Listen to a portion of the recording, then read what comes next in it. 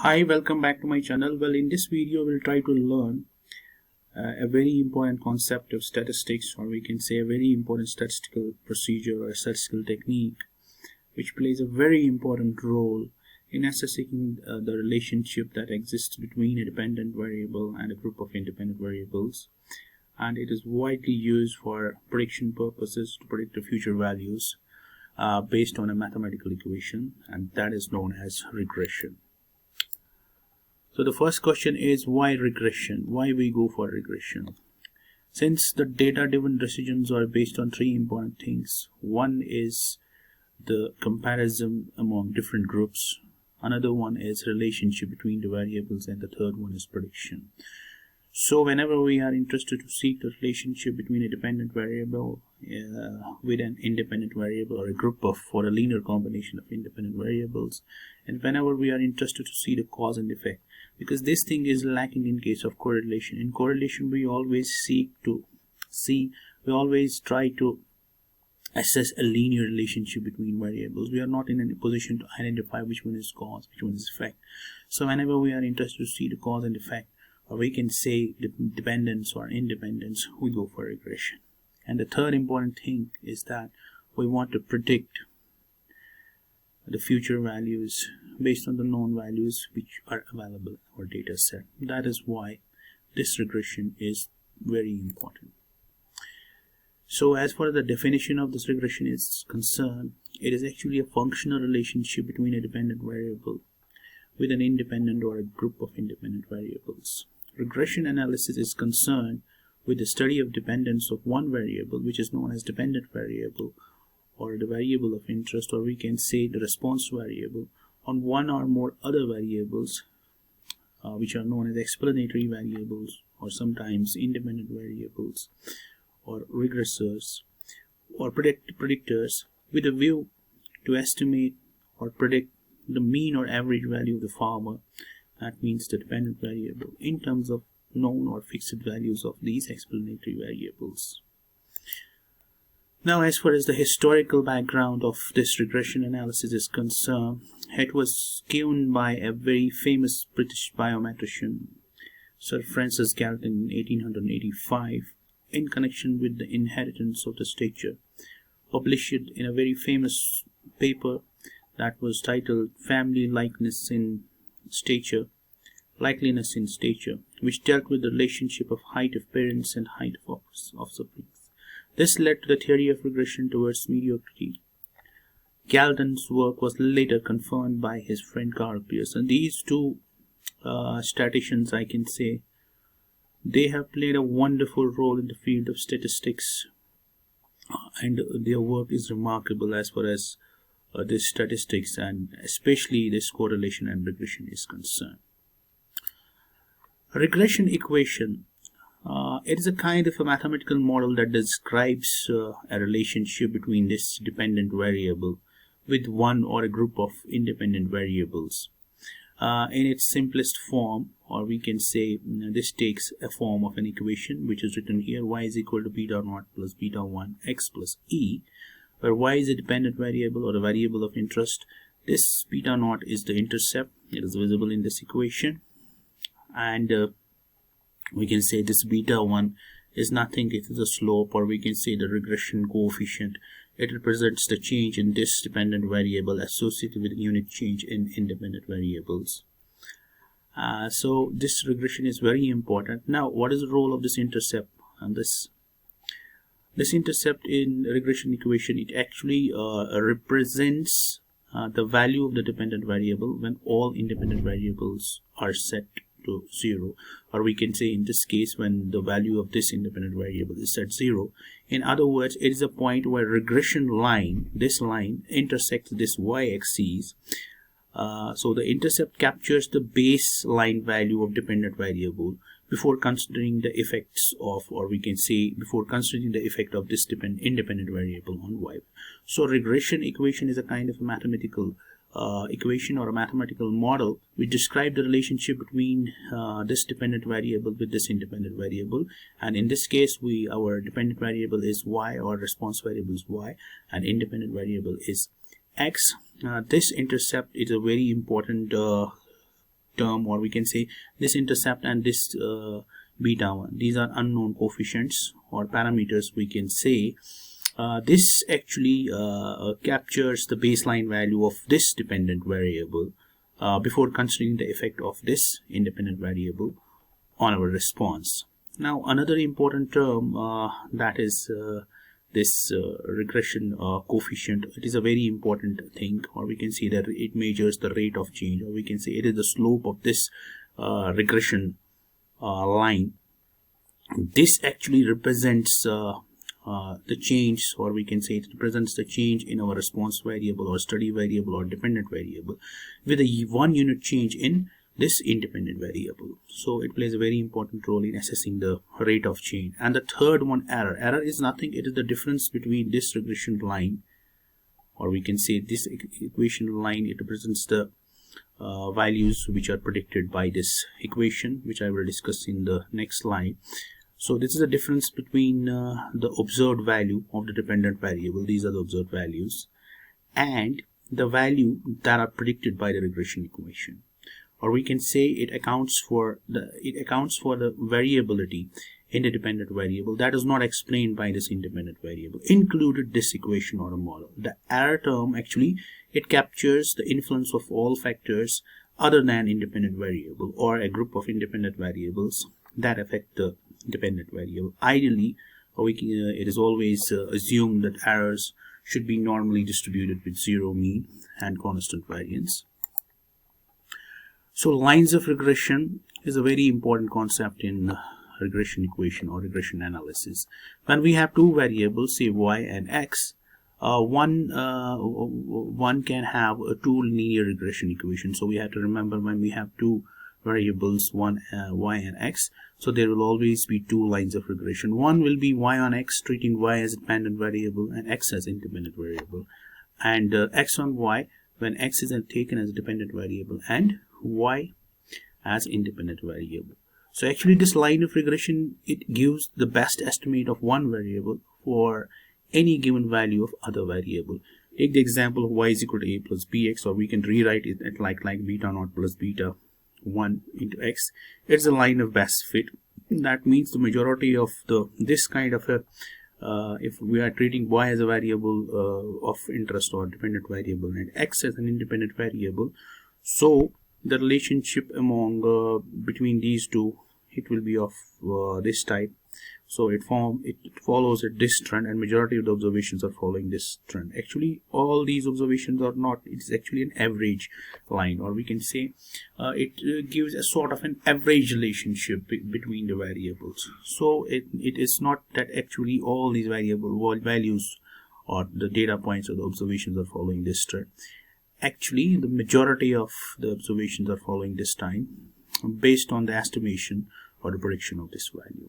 So we used to have two lines of regression, and this angle, this is tan theta, this plays a very important role when we discuss these lines of regression.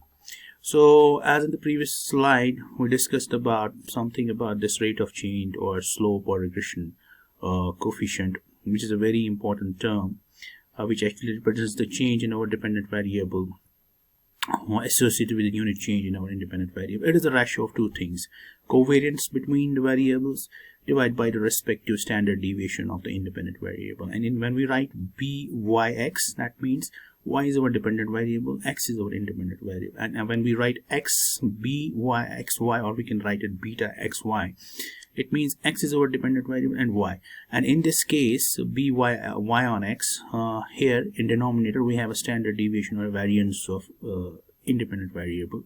So same is the case with this. So this is the way how you can see or get the coefficients for two lines of regression. Then how we can get the value of this intercept or beta naught? Simply you get the average values of both variables, dependent and independent, and already this coefficient is estimated. Once these values of this a, b are estimated, and we can give any value to this x, and we can get the predicted value of this y, and same is the case with x on y. So line of regression, it actually gives the best estimate of dependent variable for a given value of independent variable, or we can say regression is a functional relationship, or we can say it seeks an average relationship that exists between a dependent variable and independent variable, or a group of independent variables. So the important point here is whenever you have two variables, say for example one is dependent, another one is independent, we cannot decide already which one is dependent or independent. We can simply memorize it like this, that when we have two variables, one is y and another one is x, we always used to have two lines of regression, and that is very important. So that means when we treat it y on x, that means we treat y as a dependent variable and x as an independent variable. And when we say x on y, that means x is our dependent variable and y is our independent variable. Similarly, we have to write their coefficients like b y on x and b x on y. When we write b x y on x, that means y is our dependent and x will be our independent, and vice versa.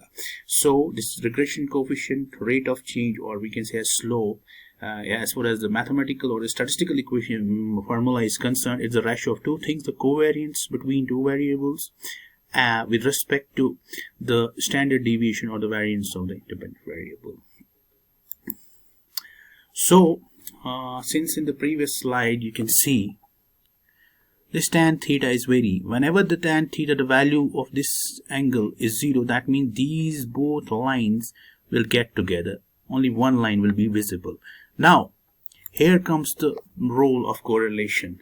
Whenever the correlation is perfect -1, we used to have this kind of. That means the angle between two lines of regression is 0, and if the correlation, the sign of the correlation will represent the direction or the kind of relationship. That means as x increases, y decreases. As x increases, y also increases. Here in both these cases, the angle between two lines of regression is 0, and the trend will be decided, or the direction will be decided by the value of this regression correlation coefficient. And whenever the angle between two lines of regression, like in this, if it is tan theta, if this tan theta is 90 degree, that means both these, in this case, the correlation coefficient will be 0. There will be no linear relation, or we can say there will be no relationship between, as we change the x, that nothing is going to happen on y. So this tan theta is very important. So whenever we have two variables, we have two lines of regression, the angle between the two lines of regression and the value of the correlation, or the sign of the correlation, will decide what kind of relationship these have. In case of positive and negative correlations, we have this tan theta is always equal to 0. And in case of whenever the correlation between two variables is 0, this tan theta will be 90 degrees. So you have to remember it like in this way. That means whenever the angle between two lines of regression is 0, either we might be having a positive or a negative correlation.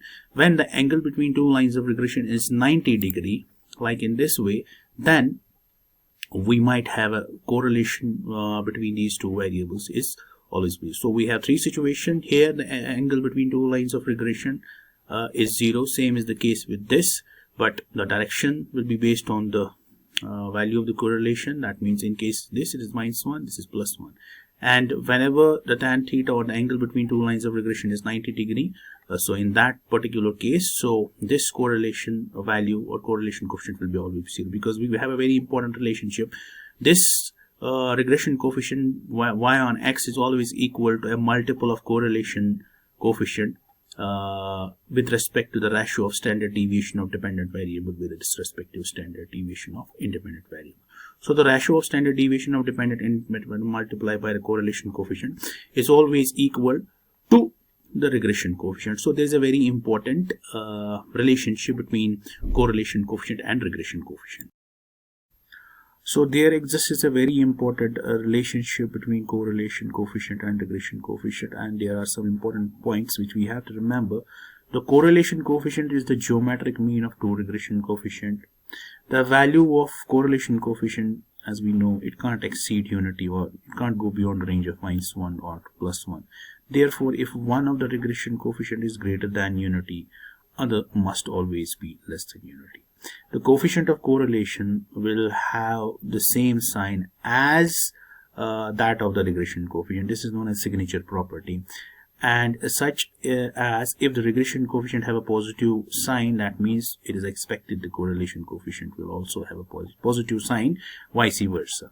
The average value of two regression coefficients will always be greater than the value of the correlation. So these are some of the important points where we can see there is some important relationship between this regression coefficient and this correlation coefficient. That means if you know the correlation coefficient between two variables and you know their respective standard deviations, you can easily get this regression coefficient. So there's a very important principle in regression analysis, or we can say a regression equation, that is known as principle of least square or least square principle. It actually deals with the minimization of error sum of squares and suggests to choose that value of this intercept and this regression coefficient which will minimize the error sum of squares. Since error is nothing, if you will rewrite this equation like error is equal to y minus this beta naught or intercept minus this, and if we will try to do the squaring of this with the help of differentiation with respect to beta naught first, then with respect to this, then we used to get these equations which are known as normal equation or least square equation. So this principle actually suggests we have to choose those values of these two coefficients, so that this difference, because the error is nothing, it is a difference between observed value. These are the values of observed value, or we can say the original value, this and this, and this is our predicted value. This is the values which are predicted by this equation. So the deviation between these two is known as error, and if this deviation is less, that means this line will be a perfect fit, or this will give a very good representation of this data. That means it is able to capture completely capture the relationship that exists between these two variables, or the underlying pattern that exists between these two variables. It is able to capture or we can say precisely is able to capture the relationship between these two variables. So this difference, which is the difference between this predicted value and observed value, it should be less. So the deviation should be less, or we can say this error term or error value should be less. That is why we used to take the square of these two. So when we choose the value of these two in such a way so that this deviation is minimum, that is why this principle is known as principle of least square. This principle of least square is a very important and was given by Carl Friedrich Gauss. It deals with the minimization of sum of squares of residuals, because it's sometimes called residuals also. And based on this, we used to have these two normal equations which play a very important role in estimation of these coefficients, or we can say the fitting of this regression. And in terms of modeling or generalized linear model, we used to have two coefficients. This is the best estimate for intercept, or we can say the best estimate for this, or we can say least square estimate, because there's a minimization of the error sum of square. So there's a minimization of the difference between the observed and predicted value.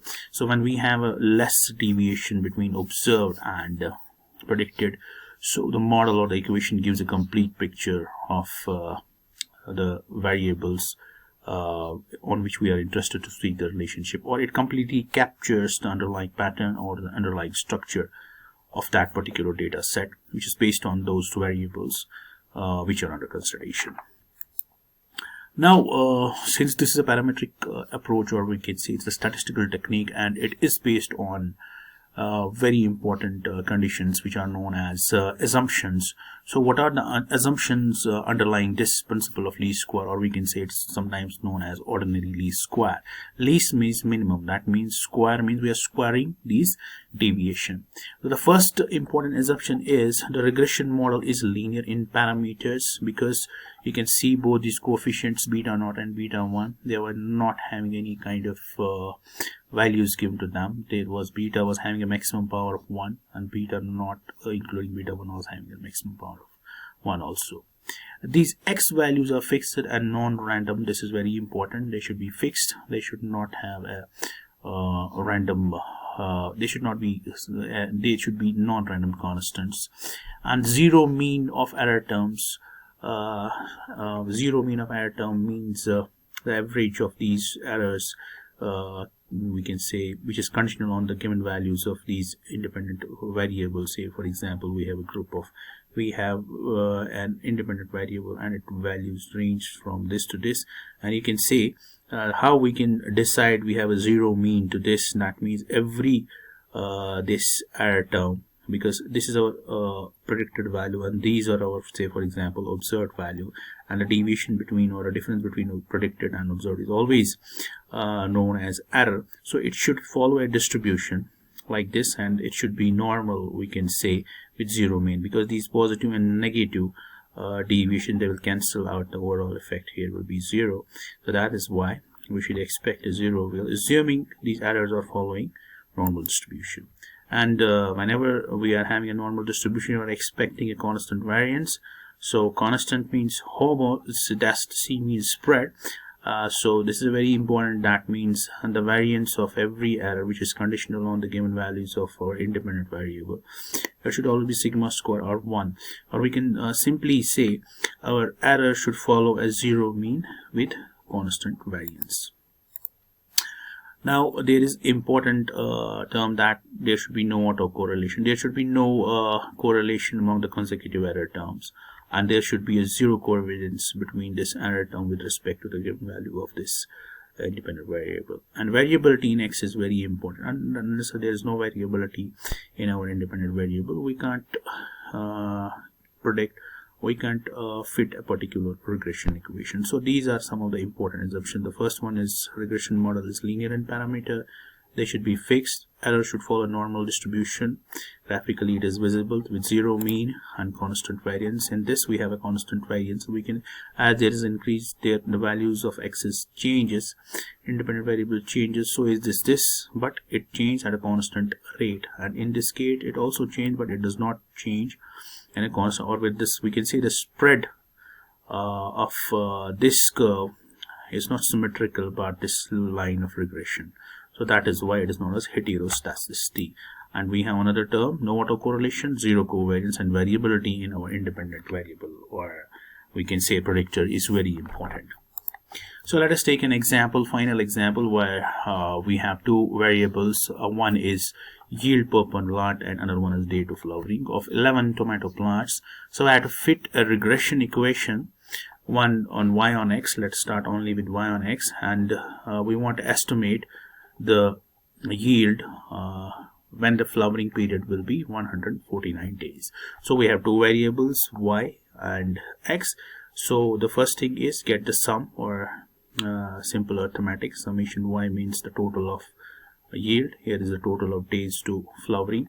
And the second important step, we have to get the squaring, though square each and every individual observation, that is y square and x square. Then go for the cross multiplication of y and x, each and every data point, like in the case of the correlation we have done.